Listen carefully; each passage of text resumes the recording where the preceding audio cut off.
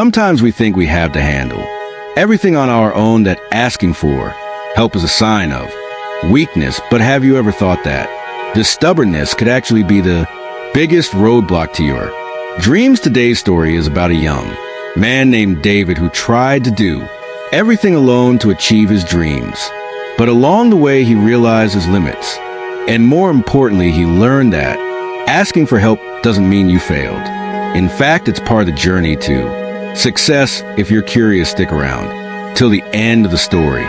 Once upon a time, in a small village, surrounded by green fields and rocky roads, lived a young man named David. Most people in the village were farmers' life that was peaceful but full of challenges. David, 23 years old, worked as a carpenter. He had learned the craft from his late father. He owned a small shop in the village, but the roof was falling apart every day. David worked alone, building chairs, fixing old tables, and dealing with customers who always tried to bargain down his prices.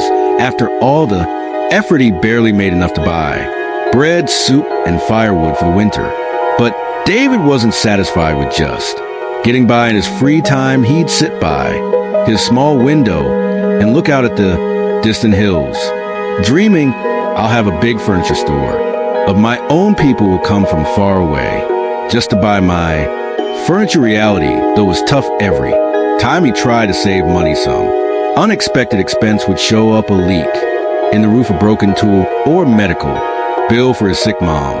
Some villagers laughed at his dreams. One farmer even said, "David, you can't even afford good wood and you're dreaming of a big store." Those words cut deep, but David never gave up on his dream. One day, an elderly man named Mr. Aziz visited David's shop. He was a traveling merchant known for his wisdom. He asked David to build a large dining table and gave him a week to do it. It was the biggest job David had ever gotten, and the pay was good too. But halfway through, trouble started. On the third day, David ran out of wood. He went to the local wood supplier, but due to winter demand, the prices had doubled. He could only afford half the wood he needed.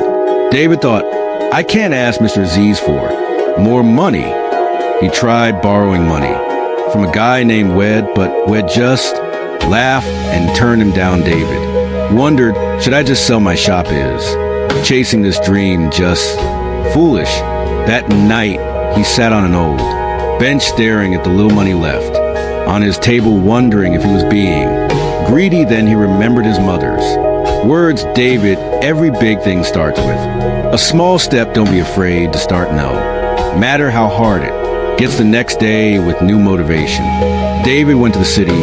He brought along a few small pieces of furniture, some folding chairs he made to try selling them. It was a risky move. If he didn't sell them, he wouldn't even have enough money to get back home. He set up a tiny stall in a busy corner of the city market. At first, no one paid attention, but around noon, a wealthy lady came by and was impressed with his work. She ended up buying all the chairs. With that money, David bought the wood he needed and went back to the village. He finished the table right on time. Mr. Aziz was thrilled. You're a talented young man, he said. Never give up on your dream. But that wasn't the end of the challenges. A few weeks later, word spread about David's craftsmanship. Orders started pouring in from nearby towns and villages. Then came a huge opportunity. A businessman from the city placed an order for 10 dining tables to be delivered in just 1 month. In return, he offered a large payment. It was a big break, but also a huge challenge. Tight deadlines, high quality with no extra workers, in a tiny workshop. It seemed nearly impossible. Still, David said yes. That night, he sat down to make a plan. If he worked nonstop from morning till night, it might just be doable. But he didn't have enough money for the wood. In the end, David decided to sell the last memory of his father, a gold watch. It had deep sentimental value. As he stood in the jewelry shop selling it, tears welled up in his eyes, but he knew it was just one more step. And sometimes you have to take risks to achieve something big. With the money, he bought the best wood and Work day and night he often skipped. Meals and barely slept his hands were. Cracked his head act, but he didn't stop. Villagers said, "David, take a break. You'll get sick." But he didn't listen. In the final week, one of the tables kept, breaking because of a flaw in the wood. That's when his mom walked into the shop and saw David sitting with his head down. She said softly, "Son, take a rest. Life isn't just about chasing dreams you have. To take care of yourself too." Through tears, David replied, "I just want to prove that I can do this. Don't worry, Mom, we're going to come out of this poverty soon." She placed a hand on his shoulder and said, "You've already proven a lot.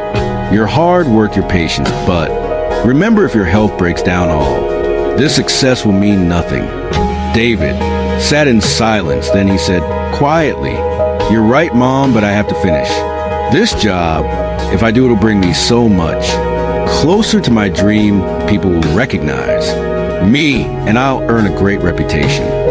She smiled and said, "I know how much your dream means to you, but let me tell you something. If you try to carry all the weight alone, you'll wear yourself out. Life isn't meant to be lived alone.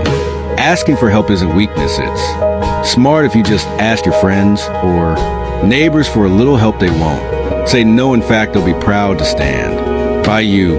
Those words hit David deep. The next day, for the first time, David asked the villagers for help, and they all came forward together. They finished the work. The rich businessman was extremely happy and paid him just like he promised. With that money, David expanded his shop, bought new tools, and even hired a few young men from the village to work with him. But the biggest thing he gained was the lesson that achieving your dream takes more than just hard work. Sometimes it takes asking for help, and that's how you find balance in life. Did you enjoy the story? Let us know in the comments if you want to hear more inspiring stories like this. Don't forget to subscribe. Thanks for watching, and we'll see you in the next